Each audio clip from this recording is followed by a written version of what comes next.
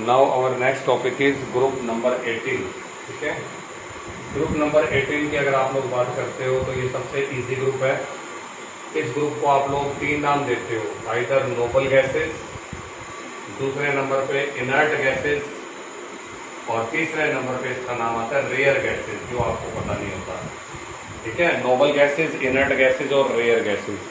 Nobel और inert तो इसलिए बोलते हैं क्योंकि इनके आउटर शेल कंप्लीटली फिल्ड है, और रेयर गैस इसलिए बोलते हैं क्योंकि इनकी अर्थ में अमाउंट बहुत ही कम है, बहुत कम अमाउंट है, अर्थ में एग्जिस्ट 0.01% के आसपास। अब अगर आप लोग बात करते हो इनके इंट्रोडक्शन की, तो इनका शॉर्टकट मैंने आपको कई बार बताया है। ही के बाद में नी के बाद में अर के बाद में कर के बाद में जी के बाद में रन, हिनी अरकर जीगन, है ना। Helium, neon, argon, krypton, radon और जिनोन। ये पहले जिनोन है फिर रेडोन है। ओके, अब हीलियम का नंबर शायद मेरे ख्याल से सबको पता होगा। क्या नंबर है हीलियम का? What is the number of, हाँ, तो ये फ्री का ग्रुप है। इसके क्वेश्चंस जो हैं वो समझ लिए अगर आ जाएं तो बच्चे खुश हो जाते हैं यार, काश 18 ग्रुप में से आ जाएं। अब इस ग्रुप की खासियत ये है, इसको नोबल गैस बोलते हैं या इनर्ट गैस बोलते हैं। नोबल और इनर्ट बोलने का रीजन है ये फुली फिल्ड है, इसलिए आधे से ज्यादा क्वेश्चन के आंसर्स यही है। क्या? Because these are fully filled. हर बार एक ही लाइन बोल दो, दीज आर फुली फिल्ड। ठीक है जी। अब बारी किसकी आती है? नंबरिंग की। तो हीलियम का नंबर है 2। बाकियों का नंबर बताने के लिए मैंने तरीका बताया था, 32 2 बार, 18 2 बार और 8 2 बार, और फिर बच गया तो 2। लेकिन देखो इस बार 8 आ गया, दिख रहा होगा मेरे बच्चों को, है ना। तो हर बार की तरह अगर आप लोग बात करते हो तो इस बार 8 आ गया। पिछली बार तो एक ही बार 8 आ रहा था, अब 2 बार 8 आ गया। तो 2 and 8 is equal to 10, 10 and 8 is equal to 18, 18 and 18 is equal to 36, फिर 18 आ जाएगा तो 54, लास्ट में 86। ये इनका नंबर हो गया। अब सबसे पहले सर क्या बताते हैं? कॉन्फ़िगरेशन। तो हीलियम का कॉन्फ़िगरेशन तो बच्चा भी बता देगा, प्रॉब्लम है जो नए बैठे हैं आज 2 दिन वो बता देना। तो हीलियम का कॉन्फ़िगरेशन है 2 के हिसाब से 1s2। तो आज हीलियम सबसे अलग है। वैसे तो हीलियम एस ब्लॉक का एलिमेंट है, क्योंकि लास्ट इलेक्ट्रॉन कहाँ घुस रहा है? लास्ट इलेक्ट्रॉन जा रहा है एस ऑर्बिटल्स में, लेकिन इसकी प्रॉपर्टी एस वालों के साथ मैच नहीं करती। इसीलिए हम लोगों ने हीलियम के लिए क्या बोल दिया कि सर हीलियम जो है वो आप लोगों का एक ऐसा एलिमेंट है जो कि एस ब्लॉक में का होने के बावजूद पी ब्लॉक में रखा जाता है। अब बताइए जी, नियोन से कॉन्फ़िगरेशन क्या होगा? तो सेम टू सेम वही जो आज से पहले 4 बार पढ़ लिया आप लोगों ने। नियोन से छोटी गैस कौन सी है? तो हीलियम। हीलियम से छोटी इनर्ट गैस तो नियोन।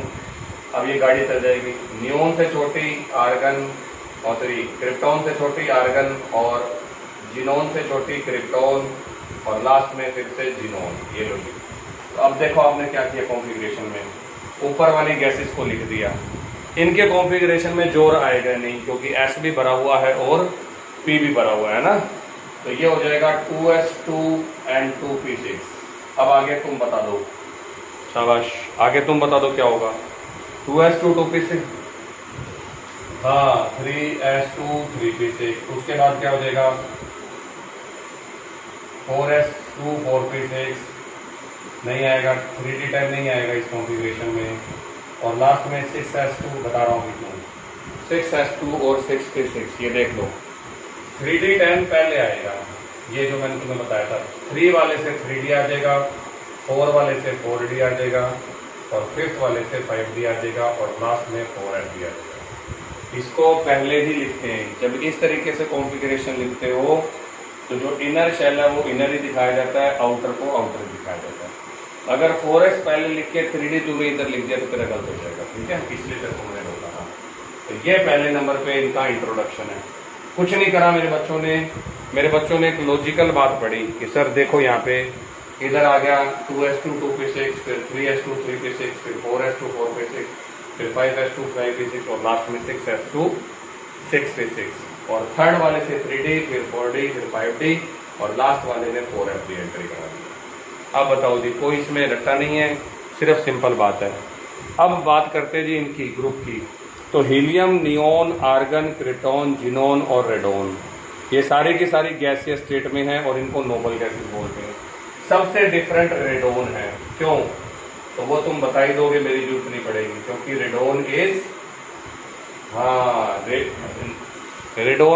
रेडोन इज रेडियो है। तो इसमें अपने बोल सकते हैं कि except helium the configuration of all other inert gas is NS2 and NP6।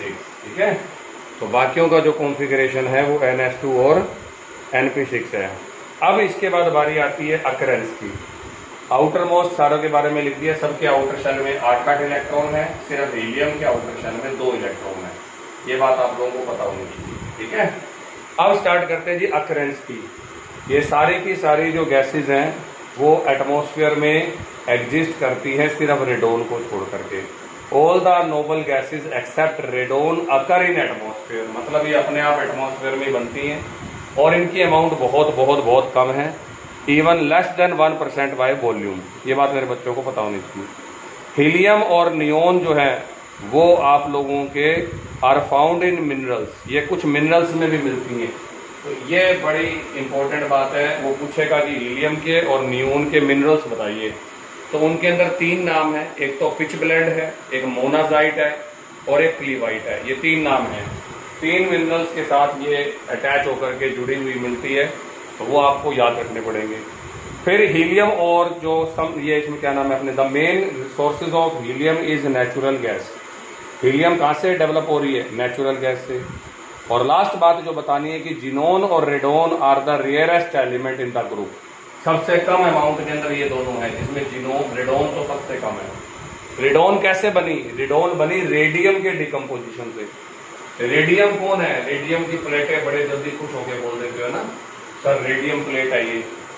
कहाँ सुना ये रेडियम प्लेट? मुझे भी सुनाओ, शाबाश, गुड। हाँ बिल्कुल बिल्कुल, चमकने वाली होती है।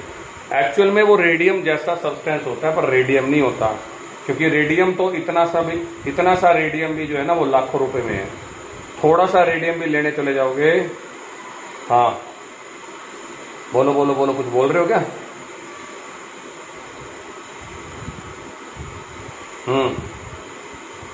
3 मिनरल है, पिच ब्लेंड, मोनाजाइट और क्लीवाइट, लिखे हुए नोट्स के अंदर, वैसे ही पढ़ा रहा हूं। ठीक है, अब रेडियम जब टूटता है, रेडियम का फॉर्मूला नंबर होता है 88 और उसका मास होता है 226। ये भी रेडियो एक्टिव है। कौन होते हैं रेडियो एक्टिव? शाबाश, जल्दी से शाबाश। रेडियो एक्टिव कौन होते हैं? जिनमें, हाँ तो बिल्कुल बिल्कुल, तो जैसे ही इसमें से एक अल्फा पार्टिकल निकलेगा, आपको पता होगा अल्फा जो पार्टिकल होता है वो हीलियम न्यूक्लियस के जैसा होता है। तो एक अल्फा पार्टिकल निकलते ही 88 में से 2 गए 86 और 86 नंबर यहाँ से चोरी करके बता दो किसका है? Rn का। तो रेडोन कैसे बना? रेडोन बना जैसे ही आप लोगों के रेडियम ने एक अल्फा पार्टिकल छोड़ा तो उसके टूटने से बना।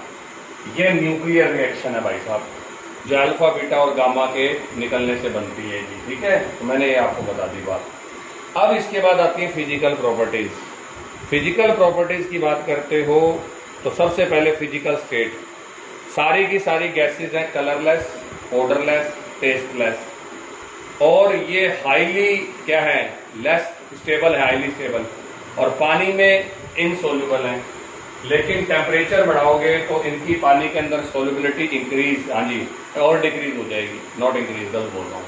ठीक है, तो सोल्यूबिलिटी के बारे में कोई क्वेश्चन पूछ ले तो इतनी सी बात बतानी है कि सर इनकी सोल्यूबिलिटी पानी में कम है, और अगर आप लोग गर्म कर देते हो तो पानी में सोल्यूबिलिटी और भी कम हो जाती है।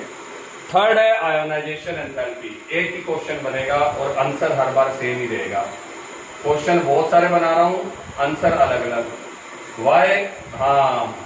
Y ionization enthalpy of inert gases, हाँ जी, is maximum in the table. बस पहला क्वेश्चन तैयार है। बिल्कुल, क्योंकि कॉन्फ़िगरेशन इनका स्टेबल है।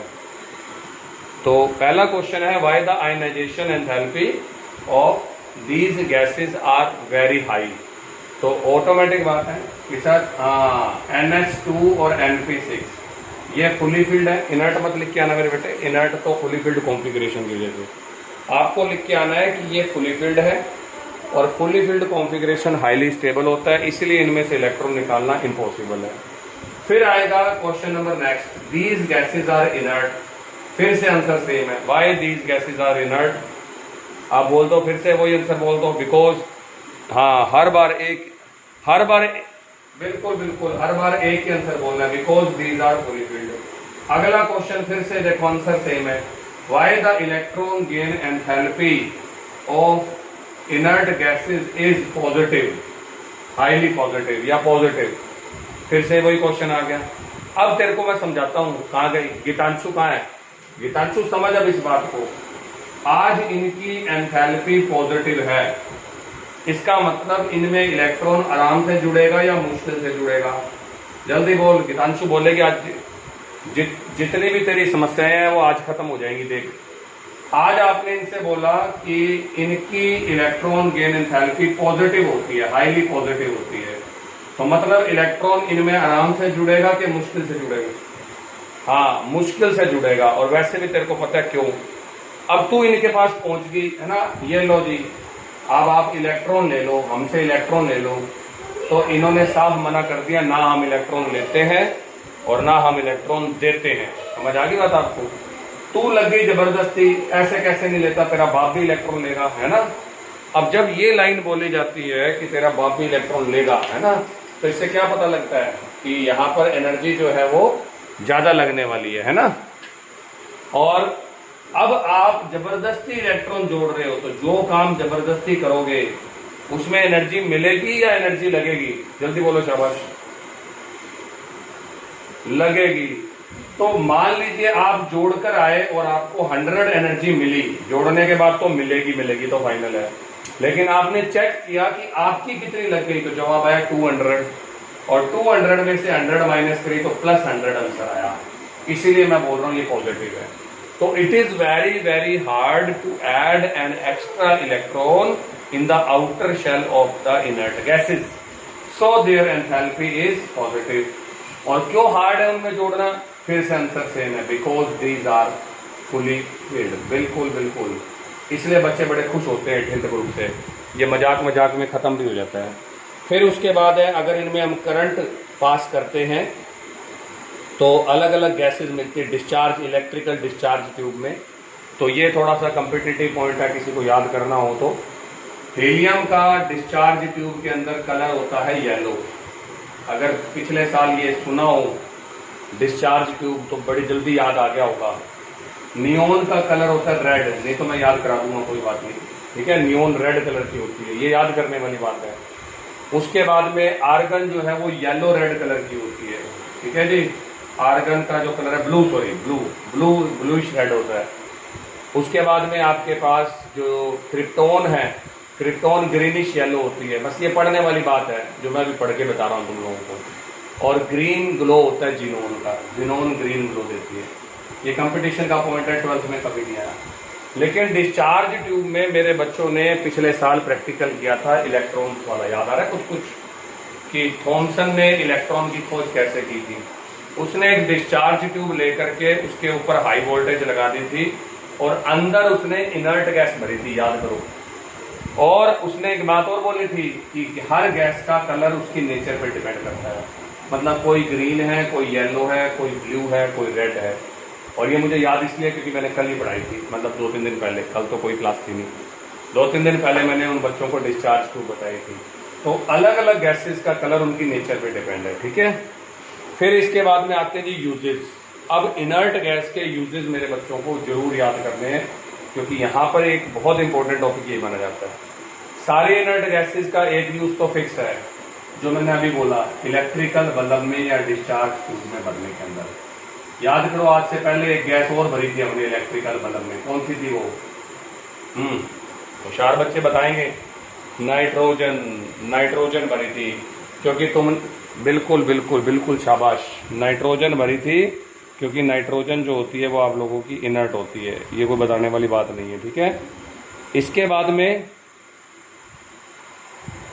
पहला है इलेक्ट्रिकल बल्ब के अंदर भरने में। The second use is argon को हम भरते हैं रेडियो ट्यूब्स के अंदर।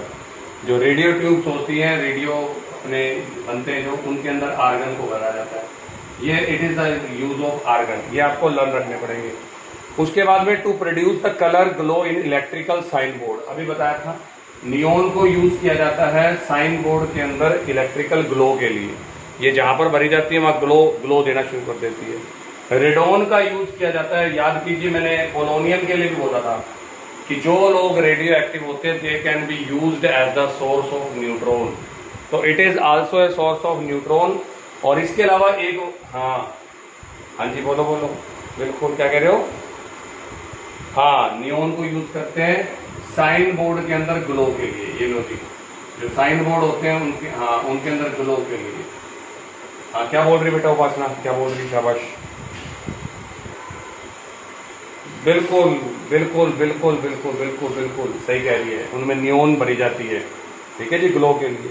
फिर इसके बाद में अगला आता है रेडोन। रेडोन को यूज किया जाता है ट्रीटमेंट ऑफ कैंसर। एक तो ये सोर्स है ही है न्यूट्रॉन का, ऊपर से आपने रेडियोथेरेपी सुनी होगी, ये वर्ड सुना होगा रेडियोथेरेपी।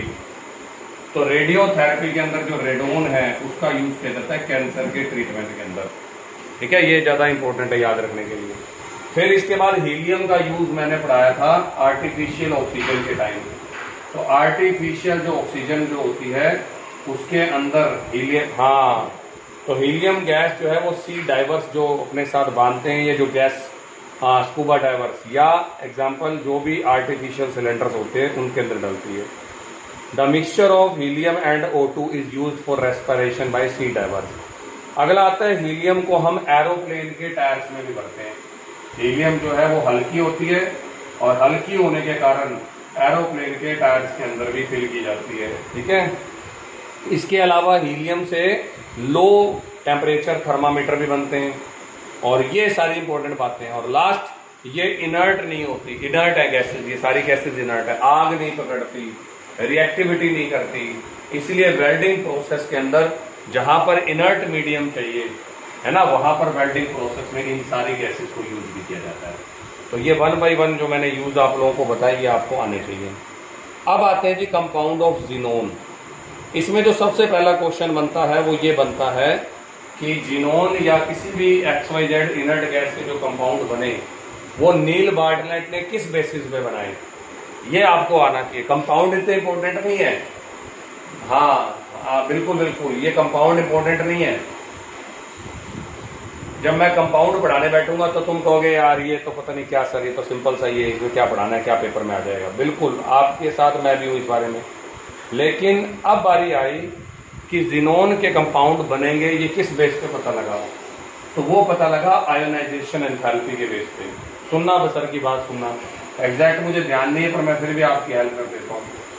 ऑक्सीजन की जो फर्स्ट आयोनाइजेशन, हाँ, कितनी होती है फर्स्ट आयोनाइजेशन एंथैल्पी ऑक्सीजन की, याद कर, 1175 नहीं यार मेरे को तो लग रहा है इससे ज्यादा थी।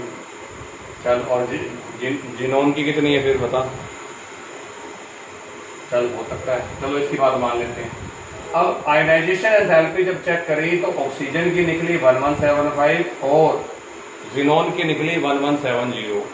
तो किसका इलेक्ट्रॉन निकालना ज्यादा मुश्किल लग रहा है, ऑक्सीजन का या जिनोन का? आयोनाइजेशन ऑक्सीजन का, जिनोन का कैसे? जिसकी IE ज्यादा होगी उसका इलेक्ट्रॉन निकालना मुश्किल।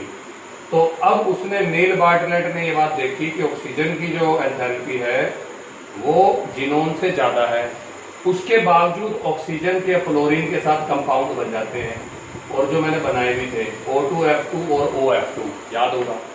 तो इस बात से वो करेज, हाँ, उसको करेज मिल गई और वो कहता कि चलो मैं कंपाउंड बना देता हूँ जिनोन के, और उसने जिनोन के कंपाउंड बनाने स्टार्ट करवा दिए, ठीक है जी। जो फर्स्ट कंपाउंड बना था वो प्लेटिनम के साथ बना था, कॉम्प्लेक्स जिनोन PTF6, ये कॉम्प्लेक्स कंपाउंड उसने बना दिया।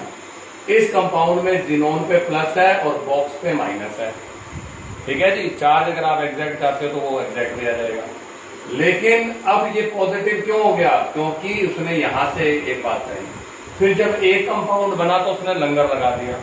लंगर मतलब वो कहता सर ये देखो मैं और भी ढूंढ रहा, XeF2, XeF6, XeF4, XeO3 और XeOF4।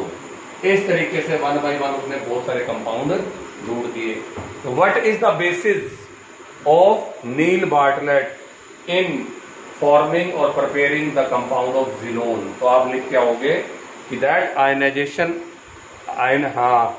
हाँ बिल्कुल, ये लिख के आना है कि ionization enthalpy of xenon is slightly lesser than oxygen. ये उसका मेन बेस था। अब मुझे कंपाउंड्स पढ़ाने हैं, ठीक है। तो कंपाउंड पढ़ाने से पहले एक पिक्चर खींच लेते हैं इसकी, फिर कंपाउंड पढ़ाते हैं। होल्ड करो।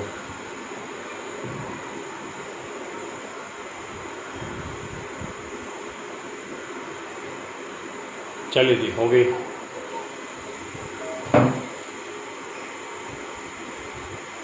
अब इसके बाद कंपाउंड्स के अंदर पहला आता है जिनोन डाइफ्लोराइड।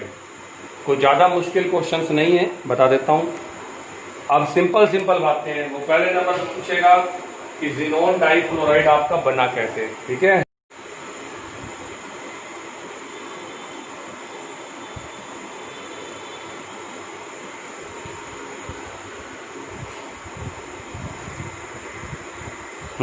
बिल्कुल, XCF2। The first compound is XCF2। तो किसी ने कहा कैसे बनती है, ये लो बन भी गया। और आज तक कभी ये रिएक्शन पेपर में नहीं आई कि बना के बताओ जी XCF2 कैसे बनता है। तो XCF2 को बनाने का पहला तरीका है यूवी रेज की प्रेजेंस में जिनोन को और F2 को इकट्ठा कर दो। दूसरा तरीका है हीट कर दो 673 तक निकल के प्रेजेंस में, पर रिएक्शन दोनों में सेम है, बस बात खत्म। अब ये जो है आपका स्टेबल कंपाउंड है और इसका मेल्टिंग पॉइंट जो है वो 413 होता है। ये कलरलेस इसके क्रिस्टल होते हैं। अब रिएक्शन विद वाटर पेपर में बहुत बार आई हुई है, ये कभी नहीं आएगी। और अगली रिएक्शन बहुत बार आई हुई है। तीनों की रिएक्शंस हैं, तीन मैं आपको कराऊंगा फ्लोराइड इसके। The first one is XCF2, second one is XCF4 और उसके बाद में XCF6। और मैं ट्रिक्स भी दूंगा, ये नहीं कि सिर्फ रट्टा मारने के लिए कह देंगे। किसी ने बोला कि सर इसकी पानी के साथ रिएक्शन बताओ, तो 2XCF2 और 2H2O। साफ दिख रहा है कि जिनोन और फ्लोरीन की रिएक्शन करवा दी आप लोगों ने। तो जिनोन यहाँ पर खुश है या नहीं है, इतनी सी बात बता दो बस, और कोई बताने वाली बात नहीं है। जिनोन खुश है या नहीं है?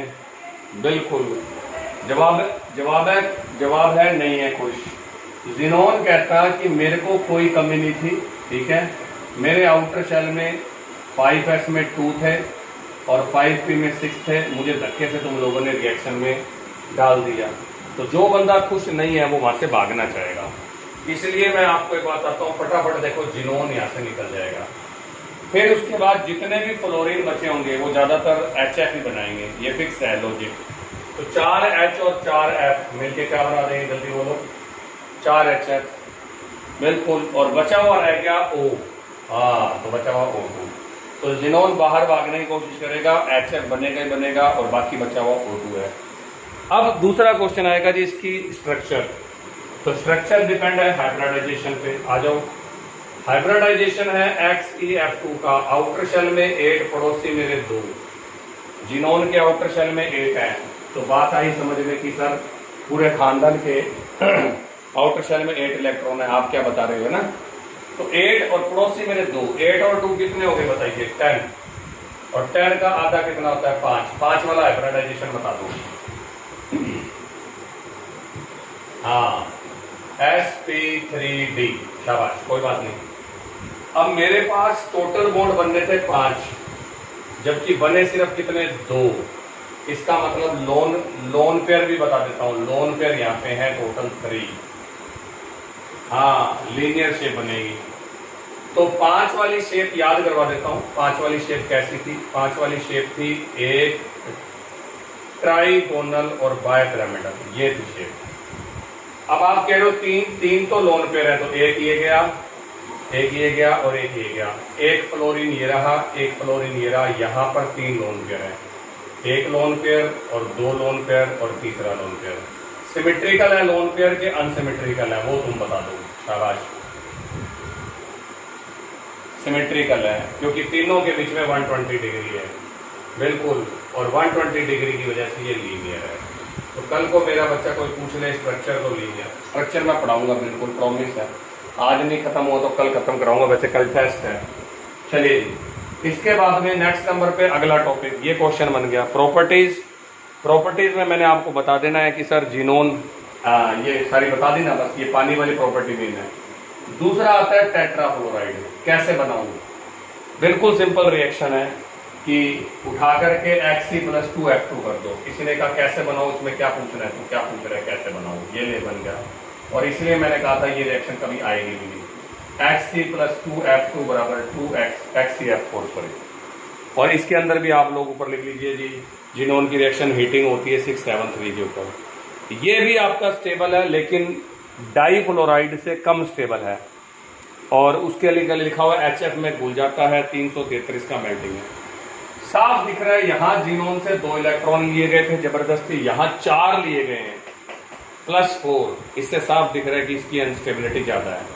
ठीक है, फिर इसके बाद वही सेम टू सेम रिएक्शन कि इसको क्या करो, इसको गर्म कर दो। क्या होगा गर्म करते? मेरी जरूरत नहीं है, HCF4 को गर्म कर दो। ठीक है, और वो गर्म किया आप लोगों ने, हाँ, हाइड्रोजन के साथ। हाइड्रोजन के साथ गर्म करते जिनोन सबसे पहले भागेगा। बिल्कुल बिल्कुल, जिनोन सबसे पहले भागेगा। और जिनोन इसलिए भागेगा क्योंकि जिनोन यहाँ पर अनस्टेबल है, और जितने H उतने HF। ये लो जी बन गया। तो मैंने तो यही बात समझाई थी। लेकिन पानी के साथ क्या रिएक्शन होती है, तो ध्यान से देखना। पानी के साथ 6 आते हैं टेट्राफ्लोराइड और 12 आते हैं पानी, डबल आते हैं। अब बताइए 6 4 कितने होते हैं, जल्दी बोलिए। 24। और पानी के साथ हाइड्रोजन भी कितने आए? 24। तो क्या मैं पहले लिख दूं 24 HF? ऐसा कुछ था क्या हमारा लॉजिक कि जितने हाइड्रोजन हो उतने HF बना दो? 6 जिनोन में से 4 तो अपनी जान छुड़ा के भाग जाते हैं। ये लो जी 4 जिनोन, बच गए 2 जिनोन बनाते हैं ट्राइऑक्साइड। ये लो जी XeO3। और बचा हुआ जो आपके पास में है वो 3 ऑक्सीजन बच जाते हैं, 3O2 बच जाते हैं। अब पिछले वाले केस में देखो क्या हुआ, सिर्फ जिनोन बने। इस वाले में जिनोन भी बने और ट्राइऑक्साइड भी बने। तो लास्ट वाले में क्या होगा वो तुम बता दो, शाबाश, दिमाग लगा के। फर्स्ट केस में वाटर के साथ सिर्फ जिनोन बने, हाँ बिल्कुल। दूसरे वाले में जिनोन भी बना और ट्राइऑक्साइड भी बना। तो तीसरे वाले में सिर्फ ट्राइऑक्साइड बनेंगे। ये तरीका याद करने का। लास्ट आता है जिसकी स्ट्रक्चर। तो स्ट्रक्चर में जान करके इधर ही बना देता हूं, थोड़ा जगह बचाने के लिए। स्ट्रक्चर की बात करते हो HCF4 की, तो पहले हाइब्रिडाइजेशन। हाइब्रिडाइजेशन उसी तरीके से निकलेगा। आउटर शेल में 8, पड़ोसी मेरे 4, टोटल हो गया 12, 12 का आधा 6। 6 वाला हाइब्रिडाइजेशन बताओ कौन सा होगा? sp3d2। और लोन पेयर मेरे पास आ गए 2। किसी को शक है तो बता दो। 6 बॉन्ड बनने थे, बॉन्ड बने 4, 6 - 4 = 2। अब लास्ट क्वेश्चन ये बता दो 6 वाली स्ट्रक्चर कौन सी थी? स्ट्रक्चर यहां से पता लगती है, 6 ऑक्टाहेड्रल। आ जाओ, वेरी गुड वेरी गुड। ये लो ऑक्टाहेड्रल तुम्हारे लिए बना देता हूं। ये रहा जिनोन, ये रहे इसके 6 बॉन्ड। कितने लोन पेयर है? कौन से 2 बॉन्ड गायब करूं? तुम बता दो कौन से 2 बॉन्ड गायब करूं? Very good. और अब ध्यान से देखोगे तो HCF, हाँ, स्क्वायर प्लेनर। बिल्कुल बिल्कुल कोई शक नहीं है इस बात में। 2 लोन पेयर ऊपर लिख के नीचे लिख देना square planar. Very good very good. और कुछ भी नहीं करना। ये बन भी गई स्ट्रक्चर, और ये हमारे पास HCF4 आ भी गया। लास्ट आता है HCF6। बनाऊं कैसे? तो कोई जरूरत नहीं है बनाने की, बच्चों वाली रिएक्शन है। XeF6 बनेगा जिनोन प्लस में 3F2 बराबर HCF6। अगर टेम्परेचर भूल जाओ तो सिर्फ गर्म का निशान लगाया हो, कोई टीचर ये नहीं कहेगा तूने टेम्परेचर नहीं लिखा। ठीक है, लास्ट मेरे बच्चों के पास आता है वाटर के साथ रिएक्शन। अब मेरे रिएक्शन मैं नहीं करूंगा, वो तुम करोगे। मैं तो सिर्फ इतना लिख के छोड़ दूंगा, XeF6 + 3H2। बता दो क्या होएगा। मैंने हिंट दे, मैंने कह दिया था या जिनोन बना या जिनोन और ये दोनों बने, तो यहां सिर्फ क्या बनेगा? XeO3 और 3 HF बन जाएंगे। 6 HF बन जाएंगे, एक का प्लस और एक का माइनस। और लास्ट मेरे पास आती है, हाँ, लास्ट मेरे पास आती है स्ट्रक्चर। स्ट्रक्चर यहां बना देता हूं। Structure of XeF6। तो हाइब्रिडाइजेशन है 8 + 6 यानी 14 वाला। 14 का आधा 7 वाला। 7 का हिसाब हो गया sp3d3। है ना। वैसे भी आइडिया लगी क्या होगा, तेरा sp3d था, इसका sp3d2 था, तो इसका sp3d3। अब बताओ जी, पहला नंबर, बॉन्ड कितने बनने चाहिए? 7। बन कितने रहे हैं? 6 वाली शेप बता दो। ऑक्टाहेड्रल में एक लोन पेयर बैठेगा, तो वो लोन पेयर क्या बोलेगा उसको? हाँ बिल्कुल, बनानी तो ऑक्टाहेड्रल ही है, कोई शक नहीं है, जो तुमने अभी 2 मिनट पहले बनाई। XeF6 बन गया, ये देखो, 1 फ्लोरीन, 2 फ्लोरीन, 3 फ्लोरीन, 4 फ्लोरीन, 5 और 6। अब ये 6 वाली जो स्ट्रक्चर बनी है, ये एक लोन पेयर के साथ बनी है, और लोन पेयर कहता मैं तेरे को ऑक्टाहेड्रल नहीं रहने दूंगा, मतलब मैं तेरे को खराब कर दूंगा, इसलिए नाम पड़ गया डिस्टोर्टेड ऑक्टाहेड्रल। तो है तो ऑक्टाहेड्रल, पर लोन पेयर उसको खराब करेगा, इसलिए नाम क्या पड़ गया? Distorted octahedral. और लास्ट 2 मेरे पास और कंपाउंड है, और ये चैप्टर मेरा खत्म है। एक XeOF4 और एक XeO3, इनकी स्ट्रक्चर और देख लो। सबसे पहले मुझे अपने आप हाइब्रिडाइजेशन बताओ और अपने आप स्ट्रक्चर बताओ, ठीक है, ये मेरा काम है। तो हाइब्रिडाइजेशन है 8 और 4 12। ऑक्सीजन को नहीं देख, ऑक्सीजन को क्यों नहीं काउंट कर रहा, थोड़ा बताओ मेरे को, ऑक्सीजन को काउंट क्यों नहीं कर रहा? जल्दी से जल्दी, क्योंकि ऑक्सीजन डबल बॉन्ड बनाता है, सिर्फ सिंगल बॉन्डेड एटम्स को गिनना होता है। तो 8 + 4 = 12, 12 के हिसाब से आधा कर दोगे तो 6 के हिसाब से मेरा हाइब्रिडाइजेशन sp3d2। अब इधर है मेरे पास 8 + 0, ये 8 + 0 क्यों कर दिया? 8 + 3 क्यों नहीं किया? जल्दी बोलो। डबल, क्योंकि ऑक्सीजन को तो गिनना ही नहीं, और 8 का आधा 4 वाला हाइब्रिडाइजेशन sp3। अब देखो, 6 वाली शेप बना के छोड़ देता हूं। 6 वाली शेप के अंदर तुमने अब तो 3-4 बार PhD कर ली, ऑक्टाहेड्रल कर करके, है ना। अब 4 बॉन्ड तो फ्लोरीन कहता मैं बनाऊंगा, और 5वीं साइड ऑक्सीजन कहता मैं बनाऊंगा, मतलब ऐसे, ये लो जी। और यहां बचेगा लोन पेयर। अब नीचे बच गया स्क्वायर और ऊपर बच गया पिरामिड, तो इसका नाम पड़ गया स्क्वायर पिरामिडल।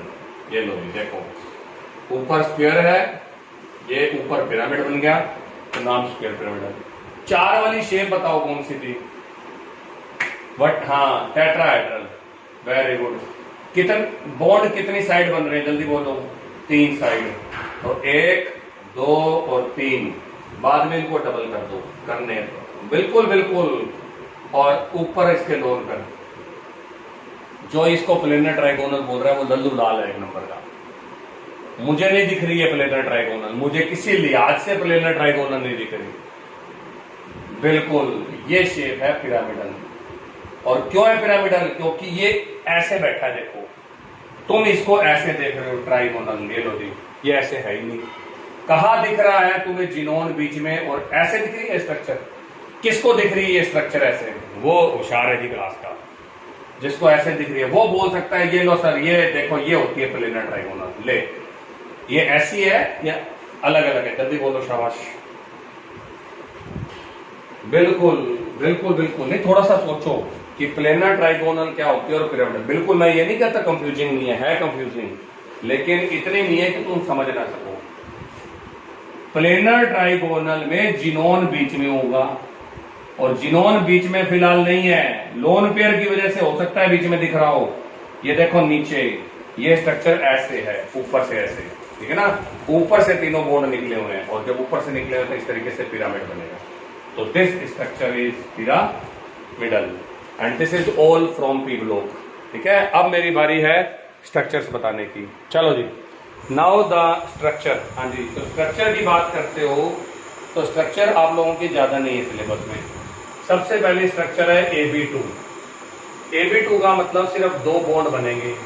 अब जब आपके बॉन्ड पेयर 2 हैं तो लोन पेयर यहाँ पर फिलहाल 0 है, और 2 बॉन्ड वाली जो स्ट्रक्चर होती है उसका हाइब्रिडाइजेशन होता है sp, और sp की स्ट्रक्चर बनेगी लीनियर। ये बताने की जरूरत नहीं है, चलो फिर भी किसी को नहीं पता लग रही तो ये देखो जी, 2 बॉन्ड मैक्सिमम दूर रहना चाहते हैं इस तरीके से, इसलिए उनका बॉन्ड एंगल भी हम लिख सकते हैं 180 डिग्री। लेकिन अब जो अगली स्ट्रक्चर आती है वो होती है AB3। AB3 में 3 तो बॉन्ड है और लोन पेयर अभी तक मैंने कुछ भी नहीं लिखा। अगर 3 बॉन्ड हो, लोन पेयर 0 हो तो हाइब्रिडाइजेशन 3 वाला होगा। अब मुझे 3 बॉन्ड सेट करने हैं, तो 3 बॉन्ड हम चाहते हैं कि हमारे मैक्सिमम दूर रहे। पता है हम दूर दूर क्यों रहते हैं? हम इसलिए दूर दूर रहते हैं कि तू भी बीपी है, मैं भी बीपी हूं, ये भी बीपी है, और बीपी रिपल्शन का मतलब इलेक्ट्रॉन का इलेक्ट्रॉन के साथ रिपल्शन, ठीक है। और ये जो एंगल है ये मैक्सिमम होता है जी 120 डिग्री का। पर इस स्ट्रक्चर को आप लोग बोलते हो प्लेनर ट्राइगोनल। अब समझ आया प्लेनर ट्राइगोनल क्या होती है? प्लेनर ट्राइगोनल का कोई बॉन्ड एंगल आपसे पूछ सकता है। फिर बारी आती है इसी के अंदर। अब देखो, अगर मैं इस स्ट्रक्चर को हटा करके ऐसे कर दूं AB2E, तो AB2E में बॉन्ड पेयर तो 2 है लेकिन एक लोन पेयर आ गया। अभी भी हाइब्रिडाइजेशन 2+1 यानी कि 3 वाला हाइब्रिडाइजेशन है, दैट इज sp2। अब मुझे कह रहा है कि इनमें से एक बॉन्ड हटाना है। तुम्हारी इच्छा पे छोड़ देता हूं, जो मर्जी बॉन्ड हटा दो, शाबाश। इसको हटाते हो तो भी एंगुलर, इसको हटाते हो तो भी एंगुलर, इसको हटाते हो तो भी एंगुलर। मैंने ऊपर वाला बॉन्ड हटा दिया तो मुझे ये शेप मिली एंगुलर।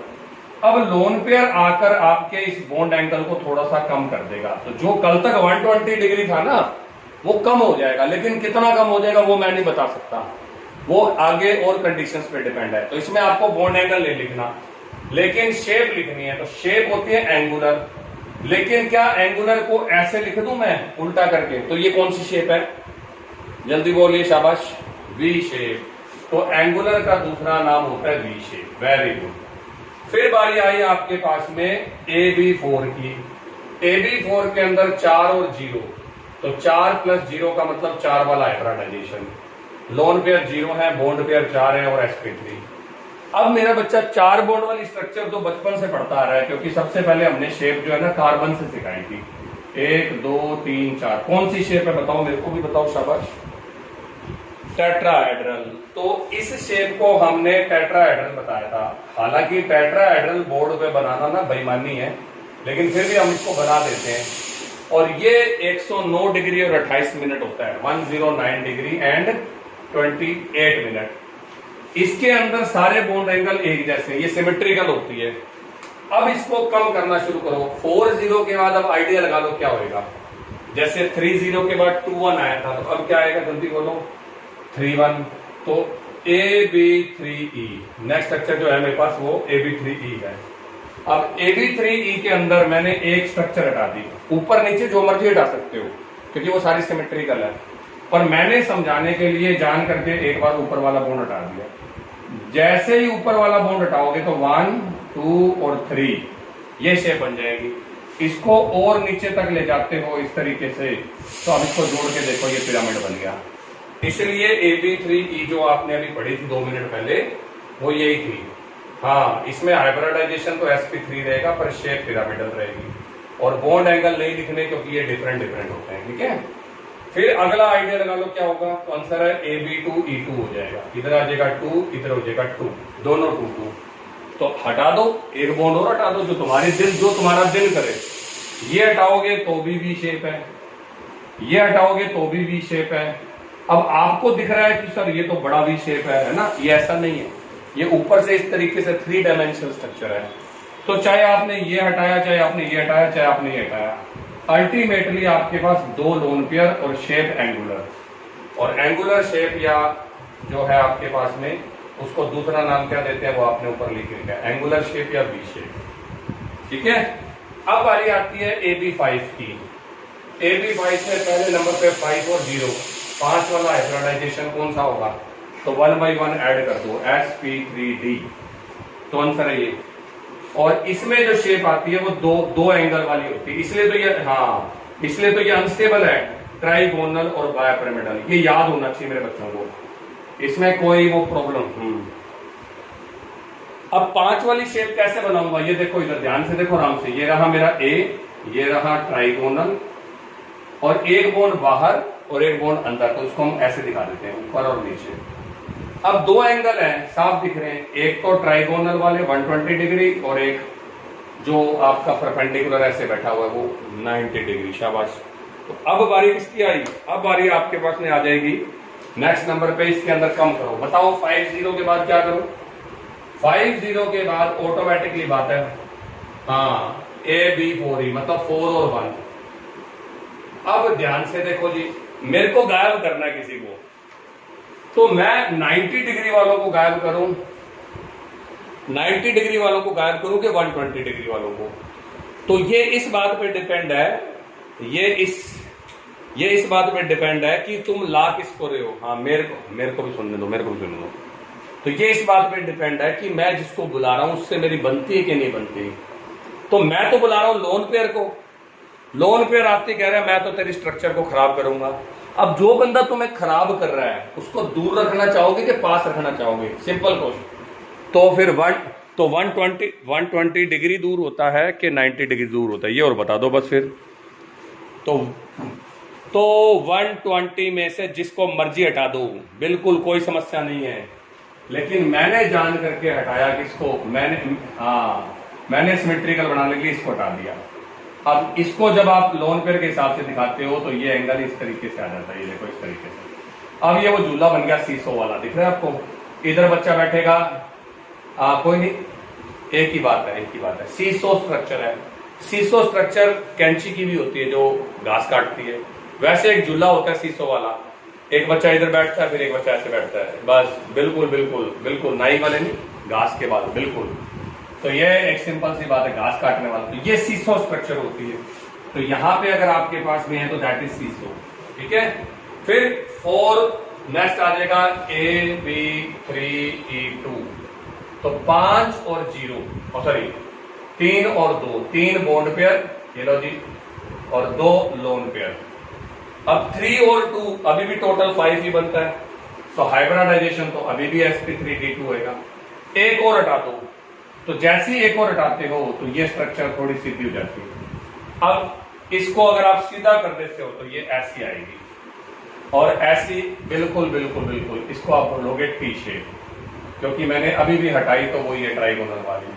और लास्ट इसमें आता है AB2E3, यानी कि 2 बॉन्ड और 3 लोन पेयर। तो लास्ट और हटा दो, जो अभी भी है XCF2, हाँ बिल्कुल XCF2 में बना के आया। एक यहां था, एक यहां था, एक यहां था, अभी बना के आए हो।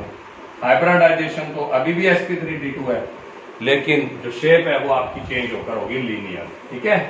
तो ये मेरे बच्चों को मैंने 11th क्लास की बात बताई। फिर आता है जी AB6, 6 वाली और 0 वाली, 0 लोन पेयर और 6 बॉन्ड पेयर। और 6 वाली बॉन्ड की स्ट्रक्चर तो मैं आपको कब से पढ़ाता आ रहा हूं, ऑक्टाहेड्रल, है ना। ये मैं बिना काम के एक्सप्लेन कर रहा हूं, असल में तो इनको याद करना है हमें। मैं एक्सप्लेन तो इसलिए कर रहा हूं ताकि मेरे बच्चों को रट्टा नहीं मारना पड़े कि ये बनी कैसे। ये ऑक्टाहेड्रल होती है, ठीक है। अब इसमें बनेगी AB5E, 5 और 1, है ना। 5 और 1 वाली अभी बनाई थी, बिल्कुल। ये लो जी, एक बॉन्ड हटा दिया नीचे वाला। जैसे ही मैंने एक बॉन्ड हटाया तो नीचे तो स्क्वायर है और ऊपर इसको जोड़ के देखो, ऊपर एक पिरामिड बन गया, ये देखो दिख रहा है ऊपर पिरामिड बना हुआ। तो ये बना के समझा रहा हूं कि देखो ये असल में बनती है। चलो जी, अगला क्या होएगा? कौन कौन है नया बच्चा? स्माइली बताएगी बेटे? स्माइली क्लास में बैठी है कि चली गई? जल्दी बोल। हाँ बेटा बता, आइडिया लगा अगला क्या होगा? 6-0 के बाद 5-1, 5-1 के बाद क्या होगा? आइडिया? हाँ बिल्कुल, 4+2, वेरी गुड। इसका मतलब इस बच्ची ने बिल्कुल सही बताया, AB3 और AB4 और E2, ये लो 4+2 का मतलब sp3d2। एक लोन पेयर और बनाना है। कौन से वाला उड़ाऊं बॉन्ड? जल्दी बोलो, शाबाश। 5 बॉन्ड दिख रहे हैं, 5 बॉन्ड दिख रहे हैं, ये देखो 1, फिर 2, फिर 3, फिर 4 और ये रहा 5। कौन से वाला बॉन्ड बनाऊं? तो ऊपर वाला, सबसे ज्यादा अलग वाला बॉन्ड ऊपर वाला है। तो ये क्या बच गई? जल्दी बोलिए, ये क्या बच गई? तो सिर्फ स्क्वायर बच गया, बिल्कुल सिर्फ स्क्वायर। और लेकिन हम इसको प्लेन में बनाते हैं इसलिए नाम पड़ गया स्क्वायर प्लेनर, वरना स्क्वायर भी लिखा होगा तो गलत नहीं होता। पर आपको बता देता हूं, स्क्वायर प्लेनर ही मिलेगा लिखा हुआ। फिर आती है AB7 वाली, इसमें है 7 और 0, AB3D3। अब AB3, हाँ जे कल को मैं 7 बॉन्ड एक साथ सेप्टागन बना दूं, है ना, 7 कोनों वाला, पेंटागन, हेक्सागन, वैसे सेप्टागन।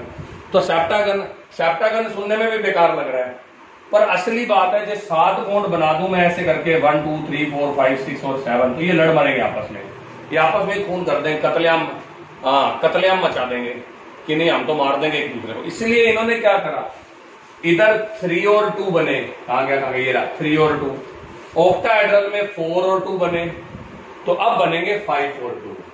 5 और 2 का मतलब ये रहा 1 2 3 4 और 5, 5 बॉन्ड बनेंगे पेंटागन, एक ऊपर और एक नीचे, इसका मतलब पेंटागोनल बाइपिरामिडल। शाबाश। तो ये रट्टे वाली चीजें नहीं, ये समझाने वाली चीजें जो पिछले साल भी समझाई थी। और यहां पर 90 डिग्री होता है, ऑक्टाहेड्रल में भी 90 डिग्री होता है, लीनियर में 180 डिग्री होता है, टी शेप का मुझे भी नहीं पता क्योंकि इनमें बदलते रहते हैं बॉन्ड एंगल, ठीक है। और पेंटागोनल में 2 बॉन्ड है, नहीं 8 वाला नहीं होता बेटे, 8 वाले सीधे बॉन्ड कभी नहीं मैंने पढ़ाए ना पढ़े, पेंटागोनल वाला बॉन्ड होगा 72 डिग्री। ये कैसे निकाला मैंने, थोड़ा बताओ मेरे को। तो एक रिंग में कितने इलेक्ट्रॉन होते हैं ये बताइए, एक रिंग में कितने डिग्री का एंगल होता है, एक रिंग में 3, तो 360 को 5 से डिवाइड कर दो, आंसर। और जो ऐसे बैठा है, ये जो 2 बोर्ड ऐसे बैठे हैं, एक बोर्ड के बाहर और एक बोर्ड के पीछे, यहां मेरा पर्दा खराब हो जाएगा, ऐसे जो बैठा हुआ वो एक ऐसे और एक, हाँ तो वो 90 डिग्री, तो यहां पर भी 2 एंगल है। जैसे ट्राइगोनल में 120 और 90 था ना, वैसे यहां पर भी 2 एंगल है। और लास्ट आता है मेरे बच्चे AB6E, सिर्फ इसमें एक ही होता है, 6 और 1। हाइब्रिडाइजेशन तो अभी भी यही रहेगा sp3d3, पर शेप कैसे बताऊं, तो साफ दिख रहा है 6 वाली शेप अभी बनवाई थी ऑक्टाहेड्रल, और लोन पेयर करेगा खराब, तो उसके लिए आपने अभी नाम दिया था डिस्टोर्टेड ऑक्टाहेड्रल। अब मैं उन बच्चों को ना 1-2 एग्जांपल दूंगा जिन बच्चों के लिए नया है ये सारा काम। जो बच्चे कहते हैं कि सर अब बताओ कि अगर इनको इंप्लीमेंट करना पड़ जाए तो कैसे इंप्लीमेंट करेंगे। हाँ बोल मेरे बेटे, कौन बोला सर, कौन बोला, छयाक बोला शायद, बोल क्या कह रहा है।